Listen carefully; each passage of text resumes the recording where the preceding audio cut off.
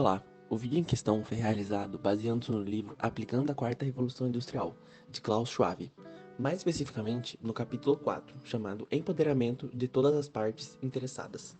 Iniciaremos através de uma contextualização acerca do cenário do mundo contemporâneo. O mundo está enfrentando simultâneas tendências transformadoras, dentre elas a urbanização, a globalização, as mudanças demográficas e climáticas, mudanças que trazem inúmeros desafios juntos de si. Essas mudanças obrigam os governos a voltarem sua atenção para estes tópicos e pedem por medidas de adaptação, ou seja, pedem uma nova abordagem diante ao novo panorama do mundo. Assim, esperam-se mudanças nas políticas climáticas, especialmente nas regiões desenvolvidas, onde o fardo da mudança climática é maior. Já nas regiões em desenvolvimento, encontra-se um cenário de expansão de sua população jovem. Em breve, será necessária a criação de novos empregos em escala para atender essa parcela da população. O setor tecnológico não fica para trás, onde os investimentos destinados à inovação tecnológica continuam a aumentar, ampliando cada vez mais o papel disruptivo das novas tecnologias. Foi visto que o impacto dessas novas tecnologias na distribuição da riqueza e coesão social revela a ineficiência dos sistemas políticos e modelos econômicos em proporcionar oportunidades a todos os cidadãos. Apesar desses desafios, o papel da tecnologia no mundo moderno é essencial. Os benefícios sociais das tecnologias emergentes podem ser verdadeiramente revolucionários. Temos três exemplos aqui. Um deles é a implementação dos veículos autônomos em ambientes urbanos. Em diversos cenários, isso levaria a emissões mais baixas e menos congestionamentos, além de um transporte mais rápido e mais eficiente, com menos mortes e lesões causadas por acidentes. Outra tecnologia emergente seria a edição de genes. Já existem tentativas de utilizar essas técnicas para diminuir a velocidade de envelhecimento diretamente. Além disso, ela teria o potencial para acabar com doenças como a malária, por meio da modificação genética do mosquito. Outra forma de tecnologia relevante é a realidade virtual e aumentada. Essa tecnologia já possui o seu uso mais difundido e poderia causar melhorias extraordinárias nos resultados educacionais, permitindo-nos desenvolver e praticar habilidades em ambientes imersivos e seguros. Contudo, apesar desses benefícios, um efeito que foi visto em revoluções passadas e que pode se repetir é: muitas vezes os impactos indiretos dessas tecnologias emergentes são mais importantes que seus efeitos diretos para a população. Temos como exemplo a disponibilidade generalizada de eletricidade para as casas como resultado da segunda revolução industrial, que permitiu o desenvolvimento de máquinas de lavar roupa, fornos elétricos, aspiradores de pó e outros eletrodomésticos, que reduziram muito o tempo gasto para limpar a cozinha. Assim, vale citar os impactos indiretos das inovações tecnológicas, ou seja, quão relevantes são essas vantagens e impactos indiretos para as pessoas aprisionadas pela pobreza, marginalizadas em suas comunidades ou que vivem em áreas subatendidas pelos sistemas das revoluções industriais anteriores. Os dados apontam que cerca de 600 milhões de pessoas vivem em fazendas de pequeno porte, sem acesso a nenhum tipo de mecanização, permanecendo assim praticamente intocados até mesmo pela primeira revolução industrial. Além disso, cerca de um terço das pessoas, correspondendo a 2,4 bilhões, não possui água potável e saneamento seguro, e em torno de um sexto, correspondendo a 1,2 bilhões, não tem acesso à eletricidade, sistemas que foram desenvolvidos na segunda revolução industrial. Além disso, mais de metade da população mundial, cerca de 3,9 bilhões de pessoas, ainda não tem acesso à internet. Nos países em desenvolvimento, a proporção da população offline é de 85%, contra 22% no mundo desenvolvido. Ou seja, um dos sistemas mais transformadores da terceira revolução industrial, no caso a internet, ainda não é de acesso comum para todos. Evidencia-se então que, caso essas disparidades globais ficarem inalteradas, elas serão um obstáculo ao verdadeiro potencial transformador da quarta revolução industrial. Nota-se então que a quarta revolução industrial possui um papel distributivo na economia. Dito isso, a sociedade possui uma escolha. Ela é desenvolver tecnologias e sistemas que sirvam para distribuir valores econômicos e sociais como renda, oportunidades e liberdade para todas as partes interessadas, ou deixar grande parte das pessoas para trás. A resposta está no passado. A experiência das últimas revoluções políticas nos ensina que a desigualdade gera consequências. Muitos sistemas democráticos não conseguiram lidar com as desigualdades de riqueza ou oportunidades decorrentes de seus modelos econômicos vigentes, o que levou a profundos desequilíbrios sociais e econômicos que são desagregadores e desestabilizadores. Portanto, a garantia da equidade na distribuição dos benefícios e externalidades positivas da quarta revolução industrial é mais do que apenas um desafio ético. O objetivo de alcançar o potencial completo da quarta revolução vai além da renda e dos direitos. Se almeja a inclusão de todas as partes interessadas e a distribuição dos benefícios garante liberdades para todos. Aí diz o autor, ao ameaçar a existência da solidariedade social em que se assenta a legitimidade dos sistemas econômicos e políticos, a atual combinação entre desigualdade econômica e polarização política ameaça ampliar um vasto leque de riscos globais. Dessa forma, quais são então as principais disparidades nessas economias? Segundo os economistas Ricardo Hausmann e César Hidalgo, o processo humano é orientado pela capacidade coletiva de utilizar as novas tecnologias produtivamente.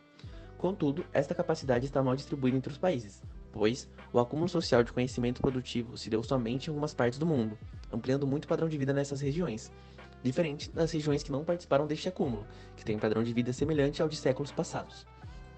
Destacando então a grande disparidade entre os países desenvolvidos e os em desenvolvimento. O resultado disso é expressado pelas divergências no padrão de renda entre as regiões. Assim como foi dito, a falta de enfoque na resolução das desigualdades no passado fez com que o problema alcançasse um grande nível de complexidade. Portanto, o alcance deste padrão de vida está relacionado a uma combinação de fatores, sendo eles o desenvolvimento de tecnologias, o desenvolvimento no conhecimento, nas capacidades de uso e desenvolvimento e na existência de mercados e organizações que distribuam os benefícios. Outro benefício da quarta revolução industrial é que espera-se que as tecnologias da quarta revolução industrial permitirão que as economias saltem abordagens anteriores, levando ao desenvolvimento mais rápido das economias subdesenvolvidas. Como, por exemplo, na terceira revolução industrial ocorreu um avanço na acessibilidade a telefones celulares. Assim, países não precisariam mais investir em gigantes infraestruturas telefônicas, avançando etapas. Porém, diante desta promessa, há três grandes preocupações. A primeira dessas preocupações é a dependência da estrutura digital torna crescente a necessidade de eliminar fósseis digitais. A segunda é o baixo fomento à inovação e desenvolvimento. Um exemplo disso ocorreu na África, onde a revolução do celular foi voltada principalmente aos consumidores e não aos produtores de tecnologia. Como resultado, foi mal sucedida em criação de empregos, estabelecimento de infraestrutura e atração de tecnologias adjacentes. Assim, para a resolução deste cenário, são necessárias as chamadas políticas industriais da quarta revolução. A terceira preocupação é a alta necessidade de acabar com o fosso da educação e da pesquisa entre países avançados e em desenvolvimento. Destaca-se como evidência deste fosso o grande número de crianças fora da escola, que atingia 263 milhões no mundo, em 2019, atingindo principalmente países em desenvolvimento e com maior número de crianças e jovens. Ainda nessas regiões, mulheres jovens são mais propensas a estarem fora da escola. Estes são fatores dificultadores para a industrialização nesses países, portanto, são necessários investimentos significativos em educação, qualificação e pesquisa e desenvolvimento. Nesse contexto, destaca-se então a importância da pesquisa e desenvolvimento. Caso os países avançassem em P&D, os benefícios seriam obtidos no mundo todo, tendo em vista a amplitude de contribuições de diferentes culturas. No cenário atual, estes países criam menos patentes, portanto, criam menos riquezas e agravam a desigualdade social. Além disso, para se industrializarem, países em desenvolvimento precisam importar caras patentes e tecnologias de ponta de países avançados. O resultado é que uma educação ruim em conjunto do baixo nível de P&D, aliado à falta de tecnologia comercializada, resulta em uma menor capacidade das regiões subdesenvolvidas de se desenvolverem. Outra questão é que, devido ao seu pioneirismo, as economias avançadas são dominantes nestas decisões, agindo de acordo com seus valores e interesses, negligenciando os das economias não desenvolvidas. Assim, os países em desenvolvimento não têm voz ativa nas discussões sobre como são afetados pela tecnologia, pelo desenvolvimento e pela quarta revolução industrial. Ainda no cenário da pesquisa e desenvolvimento, o gráfico mostra as médias regionais para a parte do PIB dedicadas às atividades de pesquisa e desenvolvimento. Nota-se que os países em desenvolvimento estão em extrema desvantagem. Diante de tantos desafios, o que fazer para melhorar? São necessários grandes esforços em massa para que os sistemas tecnológicos emergentes possam servir para inclusão, expansão da liberdade e distribuição global dos benefícios a todas as partes interessadas. Tais esforços se resumem em um processo multilateral que deve envolver especialistas em desenvolvimento, criadores de tecnologia, empresas globais, governos, a sociedade civil, organizações internacionais e as populações afetadas. Projetar o futuro para a maioria da população jamais deve ser delegado a um único grupo, ou seja, qualquer situação inversa à descrita pela frase pode gerar distorções e conclusões enviesadas, agravando ainda mais as disparidades econômicas entre os países. Neste cenário, vale destacar qual o impacto dessas mudanças no meio ambiente. ou seja, quais as consequências de 3 séculos de industrialização. Além da distribuição irregular das riquezas, temos impactos diretos no clima, no ar, na água, nas florestas, nos oceanos e na biodiversidade. Na biodiversidade, a extinção das espécies está 100 vezes maior que o normal. No cenário da população, de 1800 para cá, ocorreu um aumento de 47% da população urbana em relação ao total. E 92% da população urbana sofre com poluição do ar acima dos níveis seguros, de acordo com a Organização Mundial de Saúde. O CO2 está 150 vezes maior que em 1850. Em adição, a mudança climática também afeta a economia, levando a aumento de custos, além de afetar regiões em fase de industrialização, por levar a instabilidades geopolíticas e migrações em massa. Além disso, teremos a interrupção na produção de alimentos devido a essas mudanças climáticas. Assim, o que deve ser considerado sobre o impacto ambiental na nova revolução industrial? Temos a expansão do lixo eletrônico. Como iremos descartá-lo? Temos também o aumento das emissões de carbono devido ao maior consumo de energia, levando a pergunta como consumir energia de forma sustentável. Além disso, temos o desenvolvimento de novas tecnologias e sua implementação. As medidas atuais garantem subsistência das próximas gerações e dos recursos naturais? De acordo com o autor, as tecnologias da quarta revolução industrial nos apresentam uma oportunidade para gerenciar as externalidades das revoluções industriais anteriores, porém desta vez por um caminho mais sustentável, através da proteção dos nossos recursos globais comuns. Dessa forma, qual o caminho a ser seguido? O ponto de vista do autor é de que o resultado dos sistemas atuais de gestão ambiental são bons, mas não suficientemente bons para lidar com o ritmo e escala de mudança disruptiva que presumivelmente será introduzida pela quarta revolução industrial. Então, como lidar? É preciso a redução de consumo de recursos, a promoção de serviços e produtos sustentáveis e reconfigurar os modelos de negócios para criar uma economia circular sem desperdícios. Apesar de o cenário atual ainda não ser o ideal, destacam-se 2 pontos positivos. O dobro do que é gasto em combustíveis fósseis já está sendo investido em energias renováveis, o que, no longo prazo, reduzirão os impactos no meio ambiente.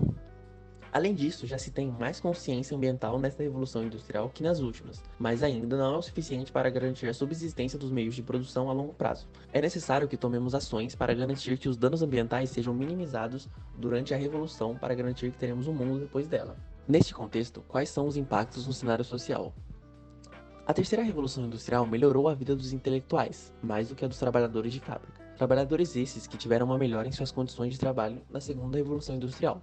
Assim, neste cenário, o gráfico mostra a mudança na renda real entre 1988 e 2008 em vários percentis da distribuição global de renda, calculada em dólares internacionais de 2005. É correto afirmar que a automação mais uma vez foi responsável por uma inversão dos trabalhadores beneficiados. Para a grande maioria, houve grande insegurança e estagnação dos salários. Em 2000, o escritório da Goldman Sachs em Nova York empregava 600 negociadores. Em 2017, havia apenas 2 negociadores de ações auxiliados por programas automatizados de negociações. Atualmente, os líderes políticos estão sendo forçados a repensar o funcionamento das relações entre o indivíduo, a sociedade e a atividade econômica, buscando um novo significado para o trabalho na sociedade. Uma quarta revolução industrial impacta os gêneros. Na primeira e segunda revolução industrial, as mulheres se encontravam em casa, sem influência política e econômica. Isso teve um resultado direto, que levou a protestos, que posteriormente levaram ao sufrágio universal, que levou ao progresso e maior participação na sociedade. A quarta revolução industrial pode significar um aumento na desigualdade de gêneros, que, a propósito, nunca deixou de ser um problema. Em quase metade dos 142 países pontuados sobre o Relatório Global sobre Desigualdade entre Gêneros de 2016 do Fórum Econômico Mundial, a desigualdade entre gêneros está aumentando. Há dados que comprovam isso, como, por exemplo, as mulheres representam menos de 30% das pessoas empregadas na pesquisa científica. Também, menos de 25% dos postos de trabalho de TI são ocupados por mulheres. Essa proporção é ainda menor entre os empreendedores de tecnologia. Além disso, em quase todos os parâmetros, a desigualdade é maior entre homens e mulheres nos países em desenvolvimento. Assim, a exclusão das mulheres na quarta revolução significa milhares de boas ideias e contribuições deixadas de lado, um empecilho para o melhor desenvolvimento e produção de conhecimento para a sociedade. Portanto, é preciso que o desenvolvimento das novas tecnologias ocorra de modo em que combatam os estereótipos, permitindo a redução dessas desigualdades. Em conclusão, a quarta revolução se desenrolará conforme as decisões que serão tomadas nos âmbitos ambientais, sociais e econômicos. Para que os benefícios decorrentes da quarta revolução industrial sejam possíveis e aproveitáveis e, acima de tudo, para que exista a possibilidade de um futuro mais inclusivo e próspero, Todos os interessados devem estar incluídos nas decisões tomadas, que devem ser planejadas de forma responsável.